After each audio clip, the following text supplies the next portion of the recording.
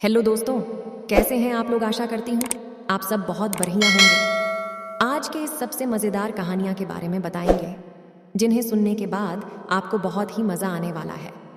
क्या आपको भी हिंदी में मज़ेदार कहानियाँ सुनना है तो आप बिल्कुल सही जगह आए हैं। हमेशा से ही बच्चों को कहानियाँ सुनने का बहुत ही शौक रहता है। बच्चों को इस कहानियों को सुनने से बहुत कुछ सीख भी मिलती है, इसलिए उन्हें यह कहानियाँ सुनना और भी ज़्यादा मज़ेदार लगता है। ज़्यादातर बच्चों को कहानियाँ सुनने का ज़्यादा शौक रहता है। अगर आप भी कहानियाँ सुनना चाहते हैं तो आपको हमारे द्वारा लिखे गए इस कहानी को अंत तक ध्यानपूर्वक सुनना होगा। आप हमारे चैनल पे नए हैं तो चैनल को सब्सक्राइब कर लें ताकि आने वाली वीडियो का नोटिफिकेशन आप तक पहुंच जाए, और कमेंट में ज़रूर बताएं कि कहानी आपको कैसी लगी। तो शुरू करते हैं कहानी। एक घने जंगल में हाथियों का एक झुंड रहता था। हाथी एक तालाब के पास एक निश्चित स्थान पर रहते थे और उन्हें बाहर निकलने की आवश्यकता नहीं थी। कुछ समय के लिए बारिश की कमी के कारण तालाब सूखना शुरू हो गया था। कुछ हाथियों ने हाथियों के राजा से मुलाकात की और कहा, महामहिम, हमारे पास कोई और पानी नहीं है। हमारे छोटे बच्चे मौत के कगार पर हैं। हमें कोई और जगह ढूंढनी चाहिए जहां पर भरपूर पानी हो। थोड़ी देर सोचने के बाद हाथी राजा ने कहा, मुझे याद है कि एक जगह बहुत बड़ी झील है। वह जगह अभी भी पानी से भरी हुई है। चलो हम वहां चलते हैं। अगली सुबह उन्होंने चलना शुरू कर दिया। 5 दिन और 5 रात यात्रा करने के बाद हाथी अंततः उस जगह पहुंच गए। वास्तव में एक बड़ी झील थी जो पानी से भरी थी। झील के चारों तरफ नरम पृथ्वी में असंख्य छेद थे जिसमें खरगोश का एक समूह जीवित था। जब हाथियों ने झील में इतने पानी को देखा तो वे खुश हो गए और दुनिया की परवाह किए बिना पानी में कूदना शुरू कर दिया था। अचानक इस हंगामा के कारण कई छिद्र नष्ट हो गए। कई खरगोश हाथियों के नीचे रौंद गए थे, जबकि कई मर गए। कई अन्य गंभीर रूप से घायल हुए थे। लेकिन खरगोश इस दुख को रोकने के लिए कुछ नहीं कर सकते थे।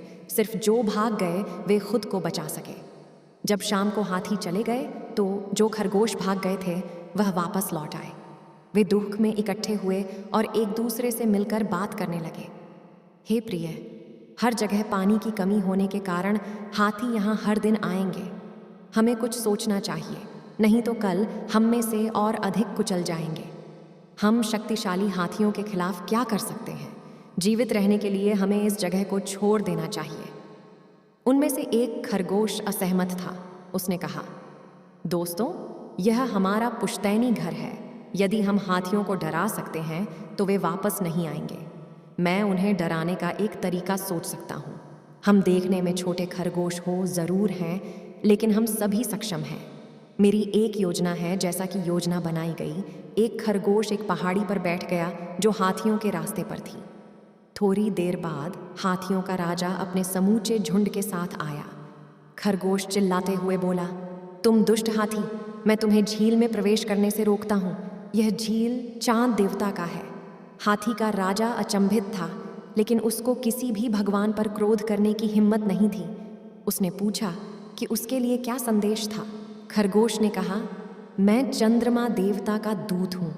उसने मुझे आपको सूचित करने के लिए भेजा है कि वह आपको अपने झील में प्रवेश करने से रोक रहे हैं।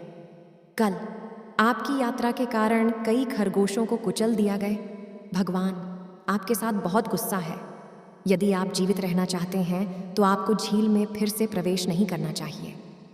हाथी राजा कुछ समय के लिए चुप रहा और फिर कहा, यदि ऐसा है तो मुझे बताओ कि तुम्हारा चंद्रमा कहाँ है, और मैं अपने झुंड के साथ दूर चला जाऊंगा और हम उसकी माफ़ी मांगेंगे। यहाँ पहले से शाम हो चुकी थी, इसलिए खरगोश ने कहा, चंद्रमा, भगवान कल ही मरे हुए खरगोश के परिवारों को सांत्वना देने के लिए झील में उतर आए हैं। यदि आप उससे मिलना चाहते हैं तो मेरे साथ आओ। चतुर खरगोश हाथी को राजा को झील के किनारे पर ले गया, जहाँ से पानी में चंद्रमा का प्रतिबिंब देखा जा सकता था। उन्होंने कहा, आज वह बहुत परेशान है। कृपया आप चुपचाप सर झुकाएं और छोड़ दें। आपको उनका ध्यान भंग नहीं करना चाहिए, अन्यथा वह क्रोधित हो।